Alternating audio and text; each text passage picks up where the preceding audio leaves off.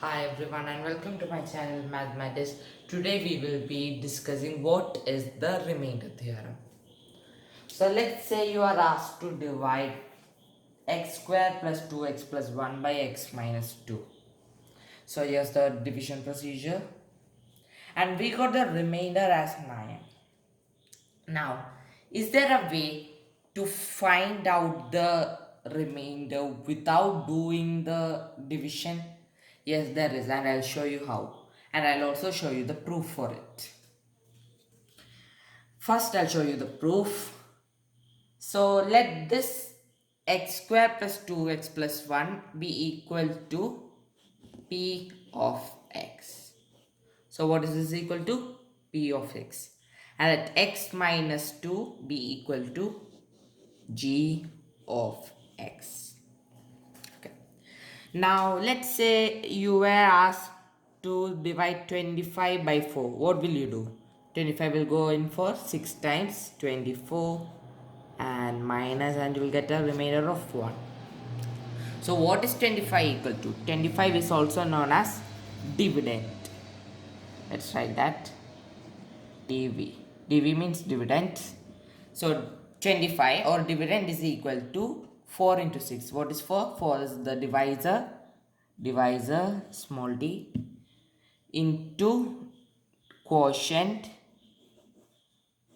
plus remainder. Or in the case of polynomials,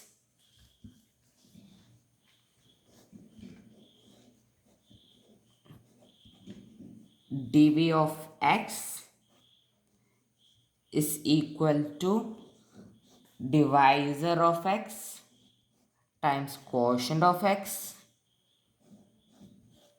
Now we know that the degree of the the degree of the the degree of the divisor will be greater than the degree of the remainder. So what is the degree of the divisor here? The degree of the divisor is 1 because it's a linear equation, x minus 2. So the remainder has to be a constant because any a term which has a degree of 0 will be a constant, will always be a constant. So instead of r of x we can write r here. So once we know that, let's get on with the proof. So x square plus 2x is equal to p of x and x minus 2 is g of x. Let's generalize it. Let's write p of x. Instead of this we'll write p of x. P of x is equal to the divisor, which is g of x times the quotient, which we'll write as this is equal to q of x and this is equal to r times q of x plus r, or in other words p of x is equal to, what is g of x? G of x is x minus 2, or we can give that 2 is equal to a.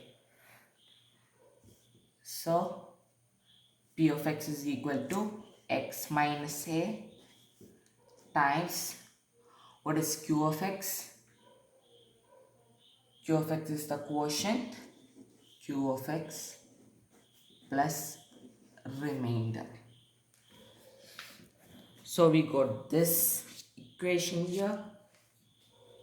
Now instead of x, how about we put the input as a? How about in this case the input will become 2.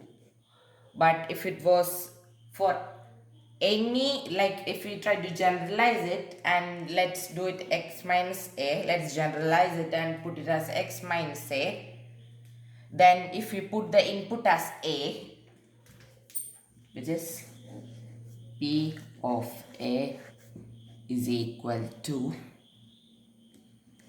A minus A times Q of X plus R. What is A minus A? A minus A is 0 and 0 times Qx will be 0. That leaves us this P of A equals R. So that's the remainder theorem, because if we put the input as a and a will cancel out each other and we'll get a 0, and 0 times the quotient will be 0, thus we'll get the remainder. Now what is a here? If we substitute x, if we substitute 2 for x, then 2 minus 2 is equal to 0, or in other words the 0 of the polynomial x minus 2 will be our a. So that's it guys. I hope you liked my video and the proof of the remainder theorem, and I hope you all understood this concept. So that's it. Thank you.